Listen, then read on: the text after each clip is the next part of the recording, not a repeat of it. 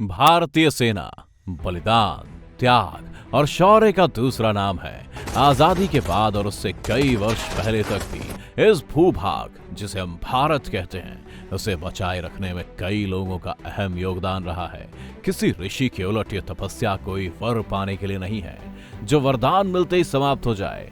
ये वो तपस्या है जिसे सीमा पर तैनात फौजी रोज जीते हैं, ये मालूम होते हुए भी कि शायद कल जीना नसीब ना हो। ऐसे में हमारा यह दायित्व है कि हम उनके हौसले बुलंद रखें और किस्से कहानियों में हमेशा उन्हें याद करते रहें, ताकि फिर से कोई अब्दुल हामिद बने, कोई लैंस नायक जसवंत सिंह पैदा हो और किसी विक्रम बत्रा की गूंज तिरंगे की गरिमा बढ़ाती रहे। आज हम कुछ ऐसे ही वॉर हीरोज के बारे में इस वीडियो में जानने की कोशिश करेंगे, तो वीडियो के अंत तक जरूर बने रहिएगा। सूबेदार योगेंद्र सिंह यादव।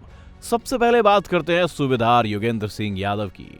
वो शख्स जिसने 16 साल और 5 महीने की कम उम्र में ही भारतीय सेना ज्वाइन कर ली थी और अपना 19वां जन्मदिन मनाने से पहले ही इन्हें परमवीर चक्र देकर सम्मानित किया जा चुका था। 19 साल की उम्र में भारतीय सेना का सर्वोच्च सम्मान पाने वाले वो सबसे कम उम्र के सिपाही थे, लेकिन इनकी कहानी कहीं से इनकी कच्ची उम्र नहीं दर्शाती। कारगिल के युद्ध में टाइगर हिल पर पाकिस्तानियों का कब्जा हो चुका था। सूबेदार योगेंद्र की 18 ग्रेनेडियर्स और घातक फोर्स के कमांडोज को ये चोटी किसी भी हाल में कैप्चर करनी थी। बर्फ से ढकी 1000 फीट की चढ़ाई चढ़ते वक्त ही पाकिस्तान का हमला हो गया। ऊपर चढ़ते चढ़ते पलटन कमांडर के साथ 2 और जवान शहीद हो चुके थे। सूबेदार योगेंद्र को भी कई गोलियां लगी थी, पर उन्होंने बाकी बची चढ़ाई पूरी की। उनके ज्यादातर सिपाही मारे जा चुके थे। ऊपर चढ़कर भी गोलीबारी में उनके कंधे और शरीर के कई हिस्सों में गोली लगी, पर उन्होंने हार नहीं मानी और एक ग्रेनेड फेंककर पाकिस्तानी सेना का एक बंकर उड़ा डाला। काम अभी अधूरा था।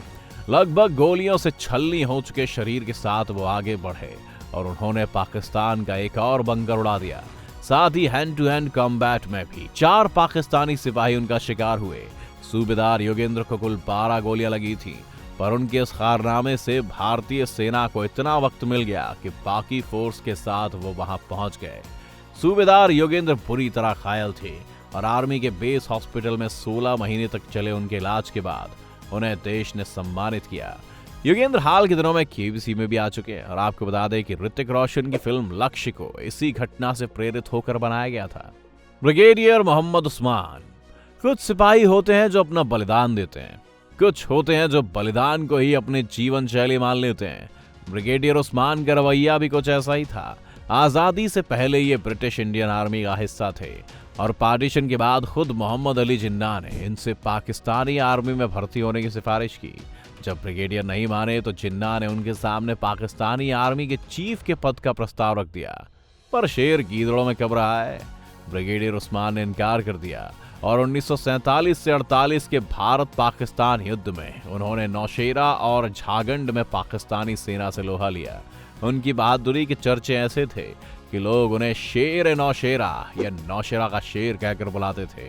ब्रिगेडियर उस्मान ने कभी शादी नहीं की और अपने वेतन का ज्यादातर हिस्सा उन्होंने गरीब बच्चों की पढ़ाई और देख रेख में खर्चना बेहतर समझा। नौशेरा की लड़ाई के बाद पाकिस्तानी आर्मी इतनी तिलमिला गई थी कि जिस आदमी को कुछ वक्त पहले वो आर्मी चीफ बनाना चाह रहे थे, उसी पर उन्होंने 50,000 रुपए का इनाम रख दिया। जुलाई 3, 1948 में झांगड़ में पाकिस्तानियों का मुकाबला करते हुए ब्रिगेडियर उस्मान शहीद हुए और उन्हें मरणोपरांत महावीर चक्र देकर सम्मानित किया गया। Field marshal Sam Manekshaw. Bharat में एक रवायत है, जब तक कोई जवान शहीद ना हो जाए हम उसे वॉर हीरो नहीं मानते और ना ही उस पर फिल्में बनती हैं, ना ही किताबें छपती हैं। इसी रवायत को तोड़ते हुए हम बात करना चाहेंगे सैम मानेकशॉ के बारे में, या कहें कि सैम बहादुर की। भारत का वो आर्मी चीफ जिसने 11 दिनों में ही पाकिस्तान के घुटने टिका दिए थे और 1971 के बाद पाकिस्तान के नक्शे को आधा कर दिया। ये वही सैम बहादुर हैं जिन्होंने एक बार कहा था कि अगर कोई आदमी ये कहता है कि उसे मौत से डर नहीं लगता तो वो या तो झूठ बोल रहा है या फिर वो कोई गुरखा है। पहले जब वो ब्रिटिश इंडियन आर्मी में थे तो इन्हें दूसरे विश्व युद्ध में बहादुरी के लिए मिलिट्री क्रॉस देकर सम्मानित किया गया था। आजादी के बाद ये गुरखा रेजिमेंट का हिस्सा बने फील्ड मार्शल के पद पर पहुंचे। फील्ड मार्शल आर्मी में जनरल और आर्मी चीफ से भी बड़ा पद होता है और ये पद आज तक सिर्फ 2 ही लोगों को मिला है, जिनमें पहले थे सैम मानेकशॉ। कहते हैं कि बांग्लादेश युद्ध के बाद इंदिरा गांधी ने सैम मानेकशॉ को गवर्नर का पद ऑफर किया था, लेकिन उन्होंने राजनीति से दूर रहना बेहतर समझा, जिसके बाद उन्हें फील्ड मार्शल का पद दिया गया। मानेकशॉ ने 1971 की जंग में भारतीय सेना को हर मोर्चे पर तैयार किया। साथ ही बांग्लादेश से आए रिफ्यूजीज को लाचार भीड़ से बदलकर अपनी आजादी के लिए लड़ने वाले मुक्ति वाहिनी का सिपाही बनाया और एक खूनी जंग को 93,000 पाकिस्तानी सिपाहियों के सरेंडर पर खत्म किया।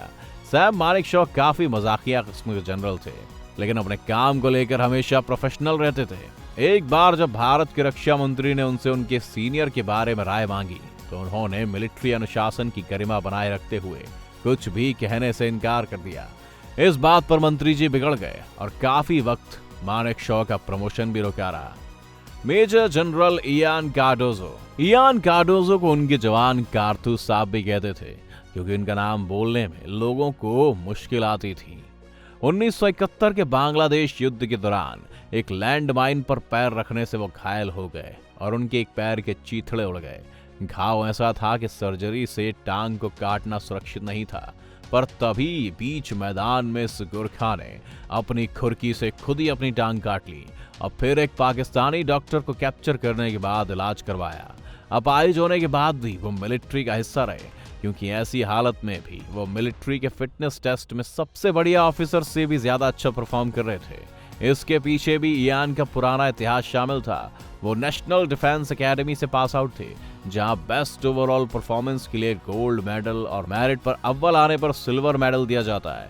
मेजर इयान वो पहले शख्स थे जिन्हें ये दोनों मेडल एक साथ दिए गए। देश के इतिहास में आज तक ऐसा भी सिर्फ 2 ही बार हुआ है। मेजर इयान की फिटनेस और उनकी लगन को देखते हुए उस वक्त के आर्मी चीफ ने उन्हें लद्दाख बुलाया और खुद देखा कि वह अपाहिज होने पर भी बर्फ और पहाड़ पर अच्छे से चल पा रहे हैं, जिस कारण उन्हें वहां एक बटालियन की कमांड सौंप दी गई और साथ ही प्रमोट करके ब्रिगेडियर भी बना दिया गया और बाद में major general. Captain Vikram Batra. Sher Shah के नाम से जाने जाने वाले कैप्टन विक्रम बत्रा ने कारगिल युद्ध के सबसे मुश्किल मिशन को अंजाम तक पहुंचाया था। 17,000 फीट की ऊंचाई पर बसी पीक 5140 को कैप्चर करने की जिम्मेदारी उन्हें दी गई थी। वहां न सिर्फ ऊंचाई दिक्कत थी, पर परेशानी ये भी थी कि चढ़ाई बिल्कुल खड़ी थी, जिससे सेना को ऊपर पहुंचने में काफी दिक्कत हुई। इसी बीच पाकिस्तानी सेना की फायरिंग से वो बुरी तरह घायल हुए, लेकिन फिर भी वो 3 पाकिस्तानी सिपाहियों को अपने हाथ से क्लोज कॉम्बैट में मारने में कामयाब रहे। इस मिशन के तुरंत बाद ही उन्हें 7 जुलाई 1999 को पीक 4875 कैप्चर करने की जिम्मेदारी भी दी गई और ये मिशन भी वैसा ही था। 16,000 फीट की ऊंचाई और 80 डिग्री पर खड़े पहाड़ की चढ़ाई ने भारतीय सेना की कठिन परीक्षा ली।